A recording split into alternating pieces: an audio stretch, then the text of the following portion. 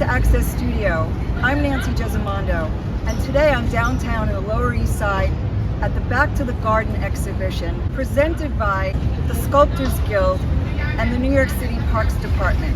Let's have a look at the work.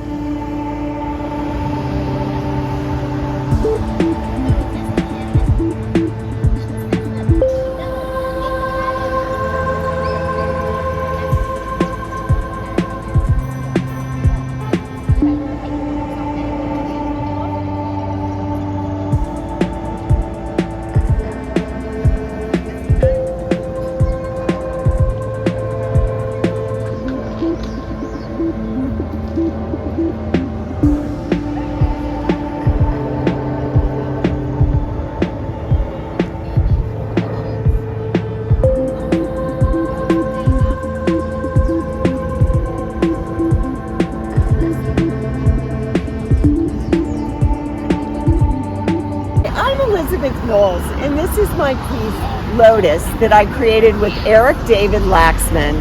And we wanted to create a lotus to symbolize the regeneration coming back to New York City after 2 years of COVID.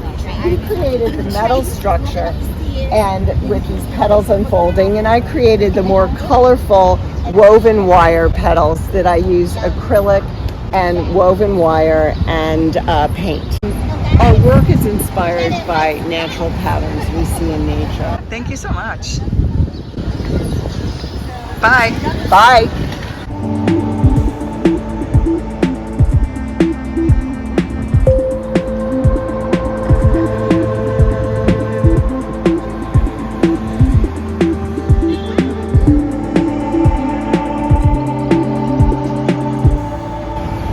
So this is Lotus, and it's a collaboration between myself and Elizabeth Knowles. She created these beautiful wire mesh petals that are colorfully painted with acrylic medium. And I created the entire lotus that supports the petals and allows the flower to bloom. So I designed this stainless steel structural element, like a bulb. I designed it in CAD, and all these pieces were designed so they fit together and can be welded into a lattice. All these plates were cut by a laser cutter so that all the holes would be coordinated. And so all these petals with their stainless steel supports, which I bent and welded by hand, can attach separately. These petals or leaves are fabricated with stainless steel sheet. It's very thin sheet, and it's basically hollow. And because I was using such thin gauge metal, I decided to tack in places and then sand between, and it created a scallop edge, which I don't usually do, but it really makes it look plant-like, and I really like that effect. So the benefits of CAD is that all these parts that are duplicated to hold the flowers and the leaves together, I could have cut for me and holes drilled for me. So once these base plates were attached, there are corresponding holes, and if I were to drill them all by hand, we're talking about 18 petals times 3, that's 54 holes that all have to line up and correspond with each other. Aside from that mechanical part, all the rest of this is handmade by me. All these sides I hand draw and cut out by hand. I fabricated this entire stem support, and I also I added these sort of leaf-like forms on the bottom to add additional stability, and underneath that there's a big plate that this attaches to for stability, and so it'll withstand the weather and anybody trying to maybe lean on it or push it over, and then it's screwed to the ground. I chose to use stainless steel in all these parts because it's durable in any weather. It's not going to rust, And aside from the pollution and bird droppings, it's going to stay clean and keep its beautiful silver color. It's also a great contrast to the colorful petals. And what we were interested in with this combination, Elizabeth approached me to collaborate, to have the contrast between these very playful and organic and kind of spontaneous looking leaves with this very deliberate, structural, kind of engineered stainless steel work. So we're combining like the science mathematical with the sort of organic, fluid, creative, and together it really makes this incredible synergy to bring this lotus flower to life. Thank you so much. That was awesome.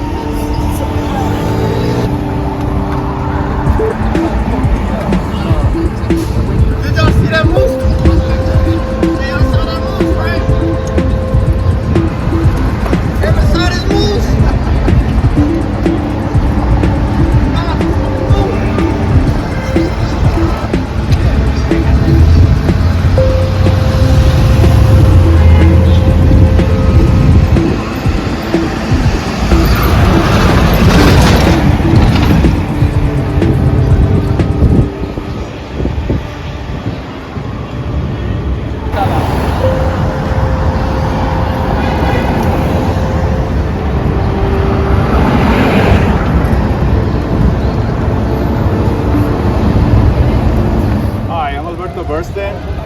I'm a member of the Sculptors Guild, and this is Henry. Henry is my moose. I have done a number of moose sculptures around New York City and as far as New Jersey. This particular one is made of discarded lumber, old construction lumber, as you can see, from houses that have been restored, renovated, and the debris that comes out usually ends up in a dump. And for me, this is the precious material to build a sculpture that resonates with the past, that has this kind of connection to what the city has been in its, in this case we're looking at lumber that may be over 100 years old, and speaks to the notion of rebirth, renovation, beginning again, that you're looking at something that is has a representation of an animal that no longer exists in these parts of New York, but in the colonial times and even perhaps much further back, the moose roam freely in Manhattan, and right now we are honoring the memory of this animal by building a statue or a sculpture that references its prior habitat. Did you write the graffiti, Alberto? Yeah, some of it, what's here on chalk, it says "Tag me." It used to say here, "Tag me, don't break me." The reason for that is that about 72 hours ago, this moose was vandalized. They had been destroyed.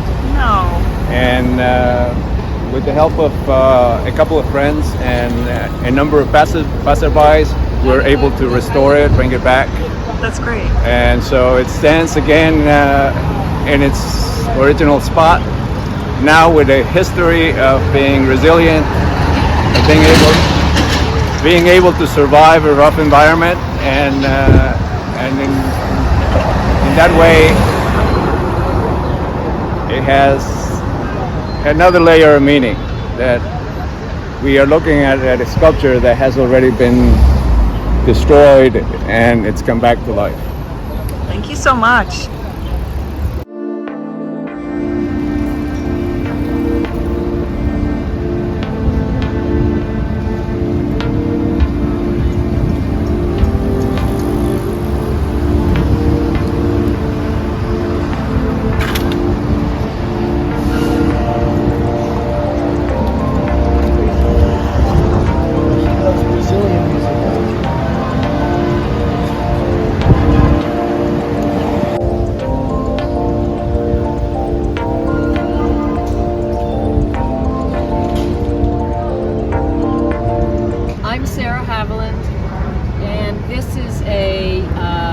stand-in representation, photo representation of my sculpture called Columbina, which has been resurrected here at Allen Street.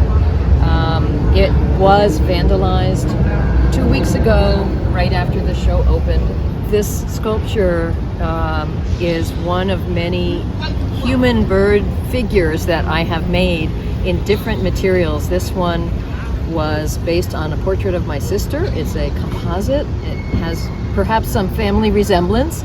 I've made a few others that are in different locations. And it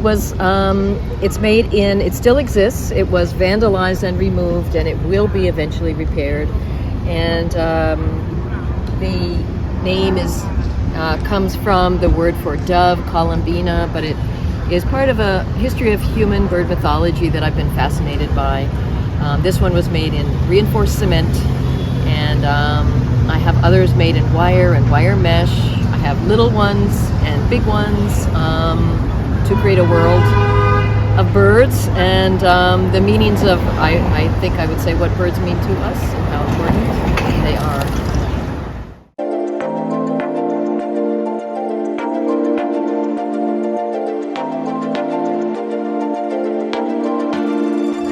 I'm Judith Peck, and this sculpture is called River Flow. It's in welded steel, and it's part of a series I did called Ladies of Steel. Formerly they were shown on the Jack Hammershow Plaza, but she is new. She's a new Lady of Steel. She's beautiful. Sometimes I prepare them in styrofoam, sometimes fiberglass, and sometimes inside for bronze and outdoors for welded steel and sculptures that will not fade in the environment. The river flow works from the front and the back. Just like the river does, you can get a lot of information from how the river flows, about nature, about yourself in nature. I'm always very much watching nature and getting my ideas from that, both in writing and in sculpture, because I do both.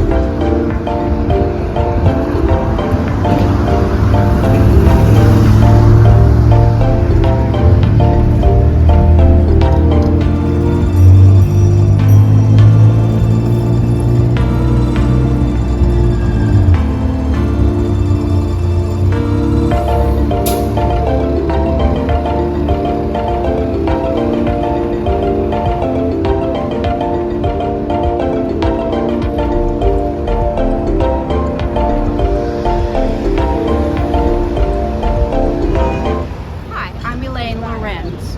I'm here in Back to the Garden, an exhibition put on by the Sculptors Guild and the City Parks Department. My sculpture is called Elan Vital, which means life, the life force. This actual piece was used to cast a full-scale version in bronze, and it's now upstate in Piermont, New York, overlooking the Hudson River. Oh, wow. This is from a series called Birds of a Feather, and the inspiration is from natural observations.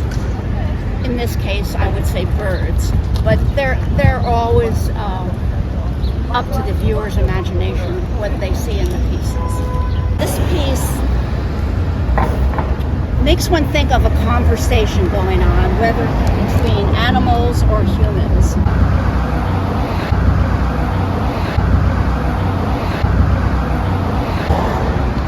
It's so beautiful. gorgeous. I love nature. It inspires me. It gives me joy. And when I'm in the garden or in any natural place, I feel joyous. So this is a representation of that feeling.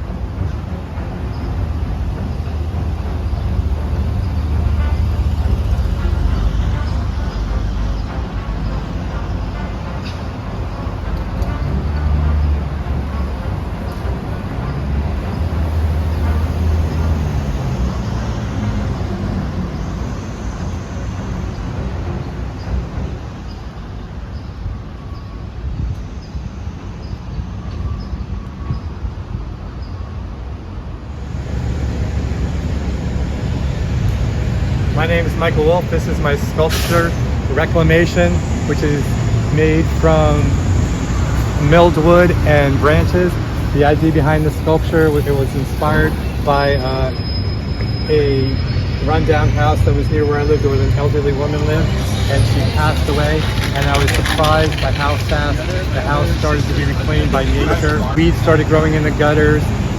Vines started growing up the side of the house. Animals started chewing through the siding. And the house started to become more and more part of the natural surroundings. Reclamation.